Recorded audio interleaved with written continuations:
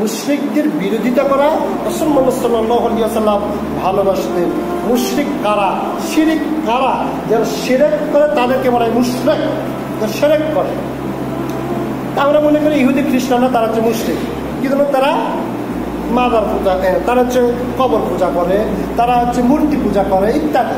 এই জন্য তাদেরকে বলে আমরা মুশরিক সরাসরি। মুসলমানদের ভিতরে তো কোনো মুশরিক নেই, আছে?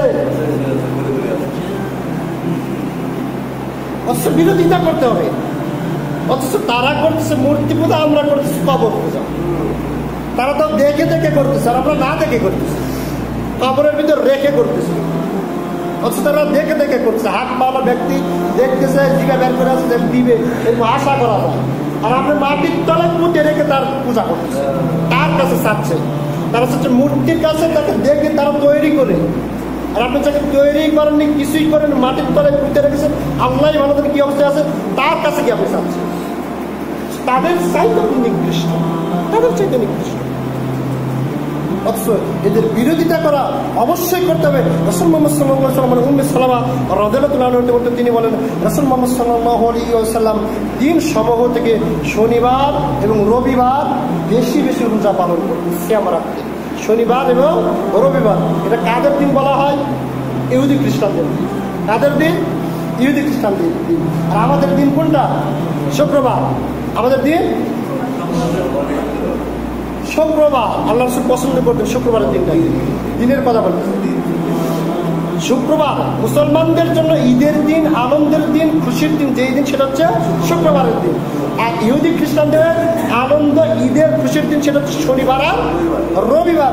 প্রখ্যাত সাহাবী উম্মে সালামা তিনি বলতেছেন, রাসূল মুহাম্মদ সাল্লাল্লাহু আলাইহি ওয়াসাল্লাম দিন সমূহ শনিবার এবং রবিবার বেশি বেশি সিয়াম রাখতেন। এবং তিনি বলেন, ইন্নাহুমা ঈদাল মুশরিকিনা ফাআনা আহাব্বু আন আখালি ফাহুম। নিশ্চয় এটা হচ্ছে মুশরিকদের দুই ঈদ। কয়? দুই, শনিবার রবিবার। এটা কাদের ঈদ? মুশরিকদের ঈদ। আল্লাহ রাসূল বলতেছেন, আমি তাদের বিপরীত করতে পছন্দ করি সিয়ামের মাধ্যমে। কিসের মাধ্যমে? সিয়ামের মাধ্যমে। ঈদের দিনে সিয়াম রাখা জায়েজ না না জায়েজ? না জায়েজ। ইহুদি খ্রিস্টানরা এই দিন আনন্দ করে, খুশি করে, খাওয়া দাওয়া করে। আল্লাহ রাসূল না খেয়ে তাদের কি করতেছে? বিরোধিতা করতেছে। অসংখ্য হাদিসের সময় সংক্ষেপের কারণে একটা পয়েন্ট সংক্ষিপ্ত আকারে বলি।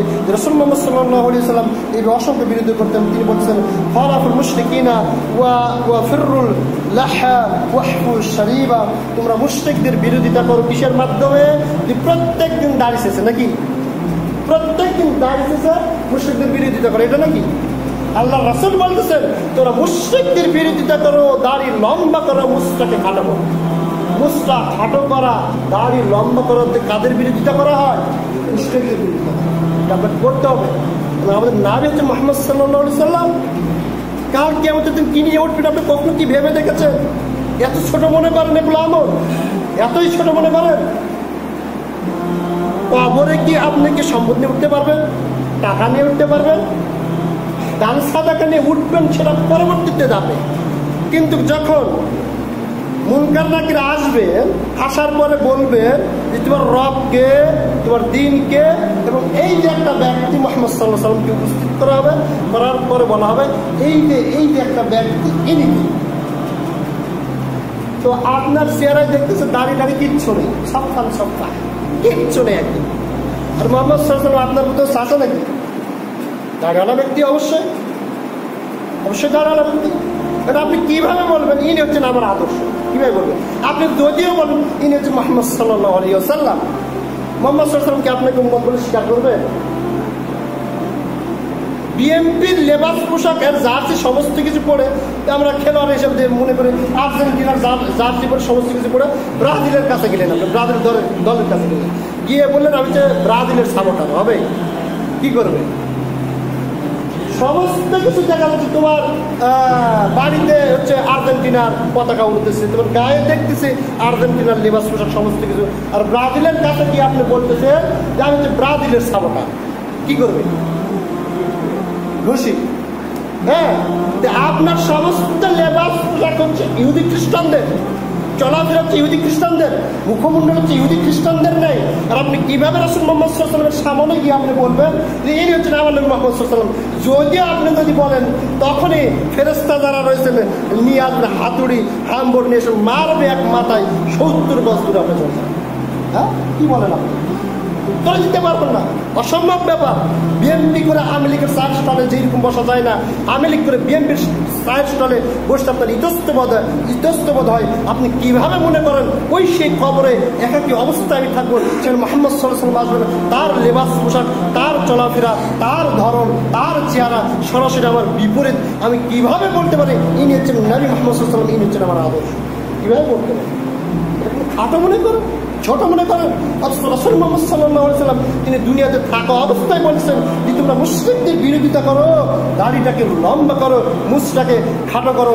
এরপর রাসূল মুহাম্মদ সাল্লাল্লাহু আলাইহি ওয়াসাল্লাম বলেছেন যদি অনেক ইহুদি খ্রিস্টানরা যদি দাড়ি রাখে, আমি দেখতেছি অনেক ইহুদি খ্রিস্টানরা এরাও দাড়ি রাখতেছে, তো রাসূল মুহাম্মদ সাল্লাল্লাহু আলাইহি ওয়াসাল্লাম বলছেন নিশ্চয় ইহুদি খ্রিস্টানরা দাড়িতে রং লাগায় না। কি লাগায় না? অনেক ইহুদি খ্রিস্টানরা হতে পারে দাড়ি একটু রেখেছে, কিন্তু তারা কি করে না? রং লাগায় না।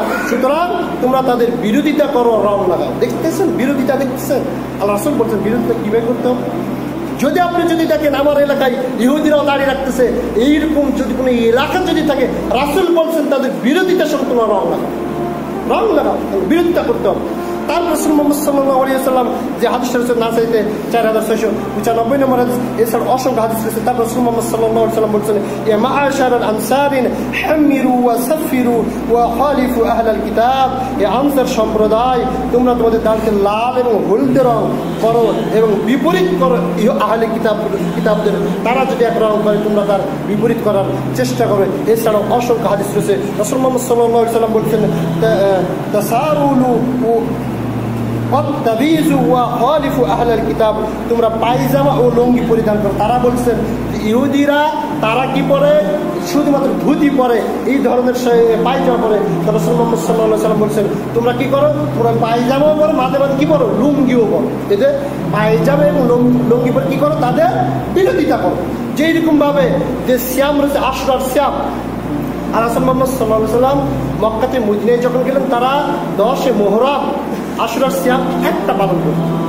রাসূল মুহাম্মদ সাল্লাল্লাহু আলাইহি ওয়াসাল্লাম ওই সিয়াম বাতিল করলেন না, কিন্তু তিনি বলেন আগে একটা অথবা পরে একটা রেখে তাদের কি করো? বিরোধিতা। তো তারা যেহেতু পায়জামা পরতেছে, তোমরা পাশাপাশি লুঙ্গি পরে তাদের কি করো? বিরোধিতা। পায়জামা পরে কিন্তু হারাম নয়, এরকম ভাবে না তারা পায়জামা পরবে সেটা আমার জন্য হারাম নয়, এটা হারাম নয়। ওদের যা কিছু সমস্ত কিছু আপনার জন্য যায়, বিরোধিতার জন্য পাশাপাশি আরো কিছু কি যুক্ত করেন, অ্যাড করেন, বিরোধিতা করেন। তাই তিনি বলছেন তোমরা পাশাপাশি কি করো? পায়জামাও করো, পাশাপাশি লুঙ্গি পরিধান করো এবং তাদের বিপরীত করো। তিনি বলেন আমরা বললাম হে রাসূল মুহাম্মদ সাল্লাল্লাহু আলাইহি ওয়াসাল্লাম আহলে কিতাবরা মোজা পরিধান করে কিন্তু জুতা পরে না। তারা আবার বলছেন তারা মোজা পরে জুতা পরে না। রাসূল মুহাম্মদ সাল্লাল্লাহু আলাইহি ওয়াসাল্লাম বলেন তোমরা মোজাও পরো, পাশাপাশি জুতাও পরো। মোজা এবং জুতা পরে তাদের বিরোধিতা করো। এই রাসূল মুহাম্মদ সাল্লাল্লাহু আলাইহি ওয়াসাল্লাম কি বললেন? তারা বুকটাকে লম্বা করে। তখন রাসূল মুহাম্মদ সাল্লাল্লাহু আলাইহি ওয়াসাল্লাম বলেন তোমরা বুকটাকে খাটো করো আর দাড়িটা কি করো? লম্বা করো। তারা দাড়িটাকে শেষে ফেলে আর বুকটাকে লম্বা করে। ইহুদি খ্রিস্টানরা দাড়িটাকে শেষে ফেলে, বুকটাকে লম্বা করে। আর রাসূল মুহাম্মদ সাল্লাল্লাহু আলাইহি ওয়াসাল্লাম বলেন তোমরা বুকটাকে খাটো করো, দাড়িটাকে লম্বা করো। এইরকম প্রত্যেকটা স্থানে, প্রত্যেকটা সেক্টরে, প্রত্যেকটা পর্যায়ে রাসূল মুহাম্মদ সাল্লাল্লাহু আলাইহি ওয়াসাল্লাম ইহুদি খ্রিস্টানদের বিরোধিতা করতে বলেছেন। সুতরাং আল্লাহ রাব্বুল আলামিন আমাদেরকে ইহুদি খ্রিস্টানদের বিরোধিতার স্বরূপ রাসূল মুহাম্মদ সাল্লাল্লাহু আলাইহি ওয়াসাল্লামের ভালোবাসার পাত্র হওয়ার তৌফিক দান করুন। সকল সাল্লাল্লাহু আমিন। যেই কাজের মাধ্যমে ইহুদি খ্রিস্টান সন্তুষ্ট হয় এই সমস্ত কাজ পরিহার করার তৌফিক দান করুন। সকলেই করছে আল্লাহুম্মা আমিন।